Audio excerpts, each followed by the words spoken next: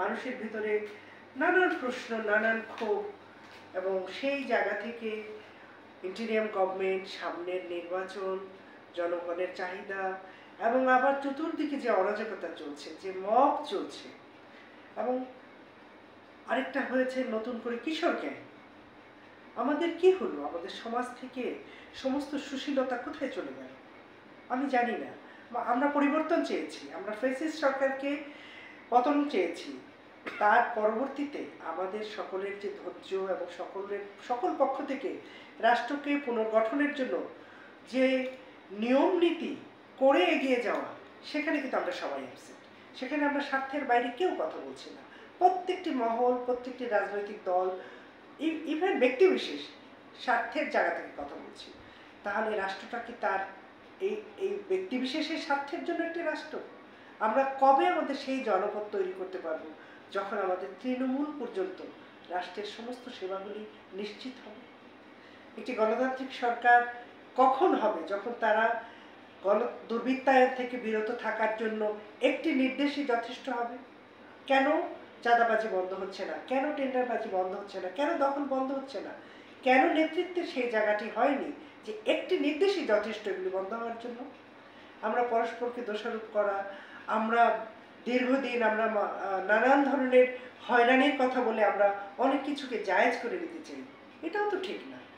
এভাবে কি রাষ্ট্র চলে নাকি? রাষ্ট্রকে নিতে হবে একটি আদর্শিক এবং একটি জবাবদিহিমূলক জায়গায়। আমরা সেইভাবে চিন্তা করতে হবে যে আমি কাজ করছি আমার জন্য, আমার দলের জন্য, আমার ব্যক্তির জন্য, ঠিক এই জায়গায় না। আমার দল কি কাজ করছে, আমি কি কাজ করছি, তার যোগসূত্রটা ওই জায়গায় যাচ্ছে কিনা, যে জনগণ সেবাটা পাচ্ছে কিনা নিশ্চিতভাবে, জনগণের নিরাপত্তা নিশ্চিত হচ্ছে কিনা। যদি তাই না হয় তাহলে আমরা কাহাতক এই কাজ করব। রাজনৈতিক দলগুলো, রাজনৈতিক মহলগুলো থেকে যে কথা বলা হচ্ছে, দোষারোপের জায়গা থেকে আমরা একটু বেরিয়ে আসতে পারিনি। আমরা এখনো দোষারোপ করি, আমরা সহ অবস্থান নিশ্চিত করতে পারিনি। আমরা এখানে তৌহিদি জনতার নামে গিয়ে আমরা নারী ম্যাজিস্ট্রেটকে অপদস্থ করছি। আমরা শিক্ষকদেরকে এখনো অপদস্থ করেছি। দু সপ্তাহ বা 10 দিন আগে আমরা একজন শিক্ষককে লাঞ্ছিত করেছি। কেন? এই লাঞ্ছনা এবং বঞ্চনার মধ্য দিয়ে, এবং তৌহিদি জনতার নামে যারা কাজ করছে তাদের অথরিটি কে দিল? কে দিল তাদের অথরিটি? আমরা আমাদের একটি সংখ্যাগরিষ্ঠ মুসলিম সমাজ, সেখান থেকে কি কাউকে বলা হয়েছে যে অমুককে গিয়ে তার পোশাকের জন্য কথা বলে আসো, তমুককে গিয়ে শাসন করে আসো? না, এটা তো রাষ্ট্র কাউকে দেয়নি। আমাদেরকে এই জায়গায় ধৈর্যটা ধরতে হবে। এখানে সমস্ত ধর্মের লোক বসবাস করবে, সমস্ত রুচির লোক বসবাস করবে, সেটাই তো নিয়ম। একটি জনপদে আপনি আর আমি ইচ্ছা করে তো সব কিছু আমার মতো করে নিতে পারি না। তাহলে প্রত্যেকটি প্রকৃতিকে দেখুন, প্রত্যেকটি গাছ আলাদা, তার পাতা আলাদা, তার ফুল আলাদা। যদি স্বয়ং সৃষ্টিকর্তা আল্লাহ তাআলা যদি এগুলো তৈরি করে দিয়ে আমাদের মাঝে, আমাদেরকে ওইটা এখনো আমরা শিখতে না পারি যে ভিন্নতা এবং বিচিত্রতা নিয়েই কিন্তু আমাদের এই জীবন। সেই বিচিত্রতা নিয়ে যদি আমরা জীবনকে সাজাতে না পারি, রাষ্ট্রকে সাজাতে না পারি, পরস্পরের সহাবস্থানকে নিশ্চিত করতে না পারি, তাহলে আমরা রাজনীতি করি বা কী লাভ হবে? এবং আমাদের অন্য যা কিছু আছে সে তার মধ্য দিয়েও বা আমরা কী পাবো?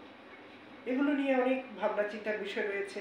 আমি মনে করি রাজনৈতিক সংগঠন, সামাজিক সংগঠন এবং রাষ্ট্রীয় প্রতিষ্ঠানসমূহের মেলবন্ধন হওয়া উচিত খুব দ্রুত। প্রত্যেকের সহাবস্থান নিশ্চিত করতে হবে। প্রত্যেকটি মানুষের প্রত্যেকের ধর্ম, রুচি, জাত সব কিছু মিলে কিন্তু আমাদের রাষ্ট্রটা চলবে। আমরা এখানে এত এক পক্ষ আমরা যদি বেশিও হই, কিন্তু আমি কিন্তু জবরদস্তি করার সুযোগ নিতে পারি না। যদি আমি সৃষ্টিকর্তাকে বিশ্বাস করি, আল্লাহ তাআলাকে বিশ্বাস করি। আল্লাহ তাআলা বলেছেন সকলকে সহাবস্থান করো। এবং দেখুন, আমি একটা পিঁপড়ে পর্যন্ত আমরা কিন্তু অন্যায়ভাবে মারতে পারি, কিন্তু এখানে কি হচ্ছে? মানুষ পিটিয়ে মারা হচ্ছে। এই জায়গাগুলি কবে বন্ধ হবে? কে বন্ধ করবে? বন্ধ করার জন্য কারা একসাথে হবে?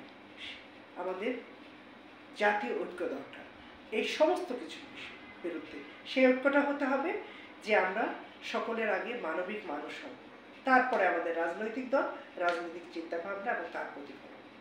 এ বিষয়ে আমি